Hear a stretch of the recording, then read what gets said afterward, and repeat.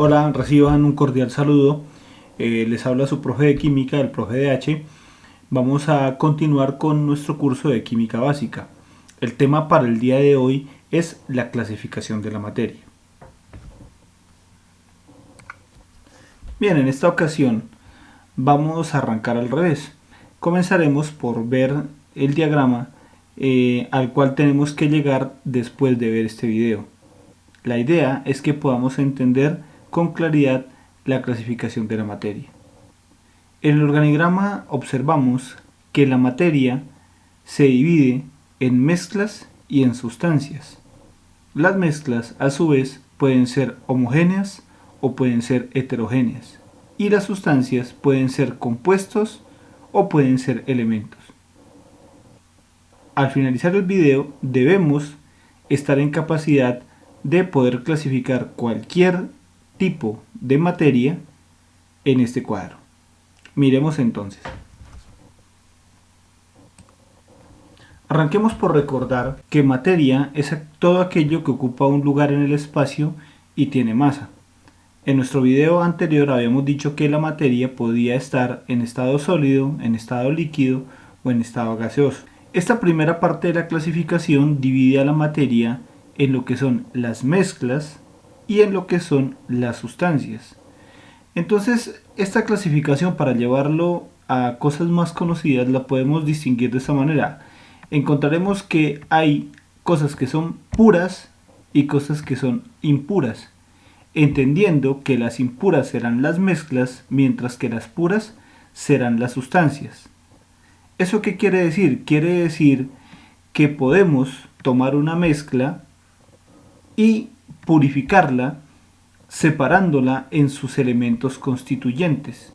En la diapositiva miramos una mezcla representada por dos líquidos que son agua y aceite y las sustancias que son esos dos componentes pero separados de forma pura. El agua por un lado y el aceite por el otro. Entonces acabamos de decir que la materia se divide en lo que es impuro, denominado mezcla, y lo que es puro, denominado sustancia. Entonces decimos que una sustancia es una forma de materia que tiene una composición definida, constante, y tiene unas propiedades distintivas. Un ejemplo de los que aparecen en la imagen: el agua. Sabemos que a una temperatura ambiente de aproximadamente unos 25 grados Celsius y a una presión de una atmósfera, es decir, en las condiciones que vivimos, pues el agua es un líquido. Además de ser un líquido, esa agua es un líquido incoloro, es un líquido inodoro, es decir, que no tiene olor y tampoco presenta un sabor. Esas propiedades nos permiten identificar al agua y son sus propiedades y permanecerán constantes en cualquier lugar donde se encuentre este compuesto. Deberá contener las mismas propiedades que lo distinguen. Por otro lado tenemos el caso del azúcar. Sabemos que el azúcar es un sólido blanco. Sabemos que a temperatura y presión ambiente está en estado sólido y que tiene un sabor dulce. Entonces esas son las características de otro tipo de sustancia, en esta ocasión denominado azúcar. El hierro, sabemos que es un sólido, que es bastante fuerte, que es un metal y su color nos permite identificarlo como tal. Como último ejemplo, tenemos el caso del cobre. Lo conocemos, por ejemplo, porque es muy común su uso en la elaboración del cable. Sabemos que el cobre es un metal, es un sólido también, que tiene un color particular, es un color café brillante, y nosotros en nuestro cotidiano fácilmente lo podemos identificar. De hecho, nosotros desde que estamos niños, como hemos estado interactuando con estos diferentes materiales, fácil y rápidamente podemos identificar qué es cada uno de ellos con verlo, con tocarlo o sencillamente con probarlo, con eso basta pues para que podamos identificarlos. Entonces, recordemos, las sustancias son aquellas que tienen una composición constante y definida y que tienen unas propiedades, las cuales van a ser iguales aquí o en cualquier otra parte del universo. Hemos hablado de lo que corresponde a las propiedades de la materia, a esas propiedades distintivas que tienen las sustancias. Pero en la definición también se habla de una composición definida. ¿Qué significa eso? Que esta materia tiene unos átomos constituyentes, los cuales tampoco van a variar con su ubicación. Por ejemplo, para que una sustancia sea agua, aquí, en donde nos encontramos, sus átomos constituyentes son el hidrógeno y el oxígeno, en una proporción definida que son 2 átomos de hidrógeno y 1 átomo de oxígeno. Esta composición debe respetarse, debe ser exactamente la misma en cualquier lugar. Así como ocurre para el agua, debe ser para cualquier sustancia con la que se esté trabajando. Apegándonos a la definición de sustancia, decimos que es materia con una composición definida y con unas propiedades definidas. Lo que no hemos dicho acerca de las sustancias es que ellas también se pueden dividir. ¿En qué se dividen las sustancias? Las sustancias pueden ser elementos o pueden ser compuestos, entendiendo que los compuestos están hechos a partir de elementos.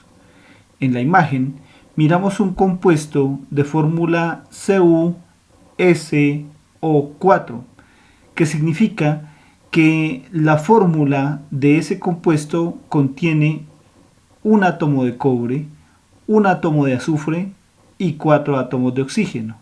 Esto indica que ese compuesto de color azul está conformado por el cobre, por el azufre, que es un sólido de color amarillo, y por el oxígeno, que es un gas. Como podemos mirar, encontramos que los elementos que constituyen a dicho compuesto tienen muy pocas semejanzas, pero aún así son sus constituyentes.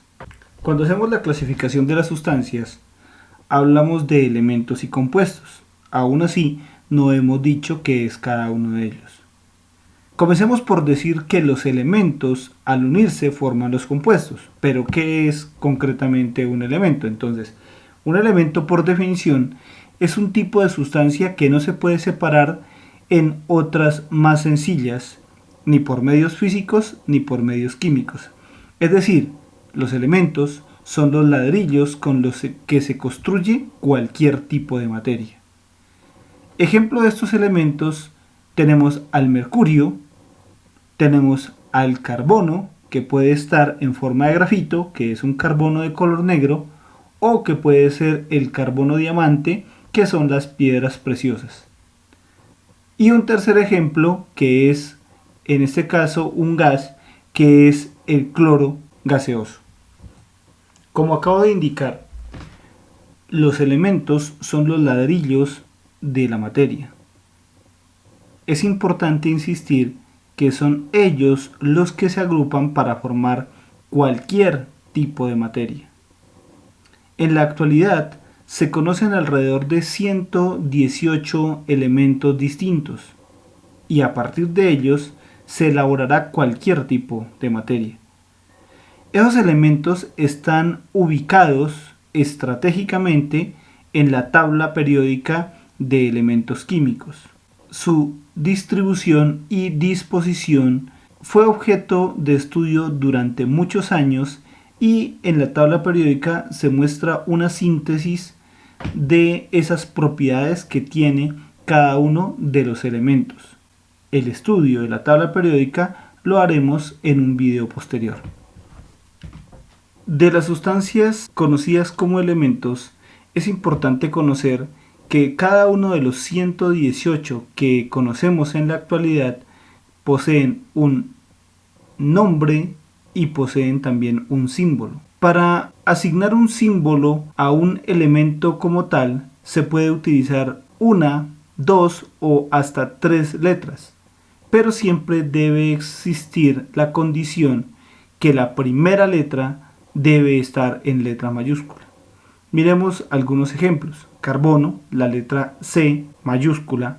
Oxígeno, la letra O mayúscula. Azufre, la letra S mayúscula. Esos tres primeros solamente cuentan con una única letra. En el caso del hierro, ya se utiliza dos letras, la letra F mayúscula y la letra E minúscula. Sea cual sea el caso, los símbolos de los elementos siempre van a tener la primera letra mayúscula y las demás, si las hay, deberán ser letras minúsculas. Otra particularidad que tienen los símbolos es que muchos de ellos se asemejan mucho al nombre del elemento. Cojamos el caso del carbono. Carbono empieza con C, su símbolo la letra C. Oxígeno empieza con O, su símbolo la letra O. Pero esto no ocurre con el caso del azufre y del hierro. En el caso del azufre, su símbolo es la letra S mayúscula. En estos casos, esto se debe a que los nombres fueron asignados hace mucho tiempo en otros idiomas, como puede ser el latino o el hebreo. El caso concreto del azufre es que su prefijo es sulfur, de donde viene la letra S, con la cual se identifica su símbolo. En el caso del hierro, su prefijo es ferrum, el cual da como símbolo al hierro Fe. Muy bien, hechas las anteriores salvedades, quiero poner en conocimiento un error que es muy típico en los estudiantes cuando están empezando en el mundo de la química. Por diferentes hábitos que toman los estudiantes, comienzan a revolver las letras mayúsculas con las minúsculas o a colocarlas de manera indistinta. Esto tenemos que tenerle mucha precaución en el estudio de la química, debido a que pequeños cambios que se puedan hacer pueden llevar a diferentes interpretaciones. Miremos el caso en particular. Como se dijo, el símbolo de un elemento debe contener una letra mayúscula y una letra minúscula si se tiene. Entonces, en el caso del cobalto, el símbolo es C mayúscula o minúscula, entonces eso significará cobalto. Pero si por error se colocan las dos letras mayúsculas, entonces el sentido cambiará. ¿Qué tenemos? Tenemos ahora dos letras mayúsculas, lo que significa entonces que allí hay dos símbolos. Está el símbolo del carbono y está el símbolo del oxígeno, constituyendo ya no un elemento, sino un compuesto, que es de lo que vamos a hablar a continuación. Tal como lo había adelantado, entonces, ¿qué es un compuesto? Pues un compuesto es un tipo de sustancia, pero este está hecho de la unión de dos o más elementos, pero tienen que ser de diferentes tipos. Miremos el caso anterior. Entonces tenemos la unión de un átomo de carbono con un átomo de oxígeno. Son dos elementos de diferentes tipos. Entonces ahí ya no será un elemento como o era el cobalto, que sí se encontraba en la tabla periódica dentro de los 118 elementos, sino que ya pertenece al grupo de los compuestos. Ya no lo encontraremos en la tabla periódica. Lo que sí se encuentra son sus constituyentes, el carbono y el oxígeno. Miremos otros ejemplos. El sulfato de cobre, un sólido de color azul del cual ya habíamos hablado en una diapositiva anterior. Este compuesto está constituido por cobre, azufre y oxígeno. El agua, hidrógeno y oxígeno. Y el azúcar, que es una forma de sustancia del tipo compuesto que tiene fórmula C11H22O11, significando esto que está constituido por 11 átomos de carbono, 22 de hidrógeno y 11 de oxígeno. Bien, para terminar esta sesión, lo que nos queda por decir es entonces que las sustancias se dividen en compuestos y elementos, entendiendo que los elementos al juntarse son los que constituyen a los compuestos.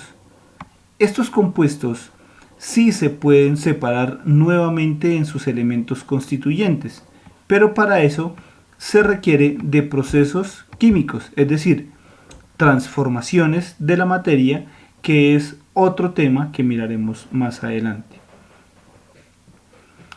Bien, en la diapositiva miramos que para la conformación del agua se han utilizado dos tipos de elementos, el átomo de hidrógeno y el átomo de oxígeno. Pero recordemos, tienen que tener una composición constante. Deben haber necesariamente dos átomos de hidrógeno y debe haber un átomo de oxígeno. En este otro ejemplo tenemos una molécula de tetracloruro de carbono. El tetracloruro de carbono tiene carbono, un solo átomo, y tiene 4 átomos de cloro para conseguir dicha sustancia. Para cerrar entonces esta parte, hagamos un rápido repaso. Las sustancias se pueden dividir en elementos, que son los ladrillos de toda la materia, y son 118 y se encuentran en la tabla periódica, y la unión de estos elementos forman lo que denominamos los compuestos. Tanto elementos como compuestos son sustancias que tienen propiedades definidas, que tienen composición definida y que deberían ser las mismas aquí o en cualquier lugar del planeta. Ahora, lo que vamos a hacer es aplicar este conocimiento de lo que son las sustancias para identificar lo que son las mezclas, que es el tipo más común de materia que existe en la naturaleza. Ahora que conocemos entonces acerca de las sustancias, miremos cómo pasamos de esto, que es lo que tiene una composición constante y definida, es decir, son los compuestos puros. Entonces miremos cómo es que esta forma de materia constituye la otra forma de materia, que son las mezclas. Por definición, las mezclas son la unión de dos o más sustancias que conservan sus características individuales. Cuando se pretende hacer una mezcla, se puede hacer de diferentes maneras. Para considerar el caso más simple, vamos a tomar solamente dos constituyentes. Podría ser una mezcla en la que participen dos sustancias. Pongamos un ejemplo. La sal común o sal de mesa, NaCl, con el agua, que es otro compuesto de fórmula H2O. Pero podríamos hacer una mezcla, por ejemplo, entre un compuesto y un elemento. Miremos el caso de el agua H2O con el oxígeno O2. Es una mezcla entre un compuesto y un elemento. Por último, podemos hacer una mezcla entre dos elementos. Por ejemplo, el nitrógeno y el oxígeno que se mezclan en el aire. Ahí tenemos los tres tipos de ejemplos distintos que podemos encontrar en una mezcla que tiene solamente dos constituyentes. Para el caso de la diapositiva, encontramos una mezcla bastante común. Pues lo que se ha hecho sencillamente es mezclar aceite vegetal con agua para formar una mezcla pues donde se puede diferenciar fácilmente el aceite en la parte superior y el agua en la parte inferior.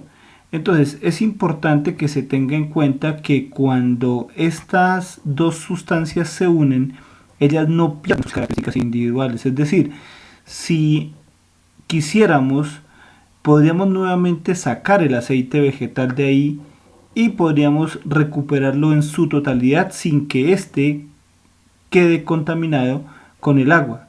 Eso sí, tendrán que aplicarse unas técnicas bastante elaboradas pues para que se puedan obtener resultados totalmente adecuados.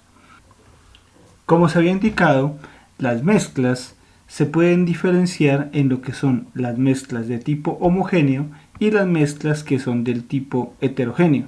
Entonces, para poder identificar cuáles son cuáles, entonces tenemos que saber que en las mezclas homogéneas no se distinguen los componentes que la conforman.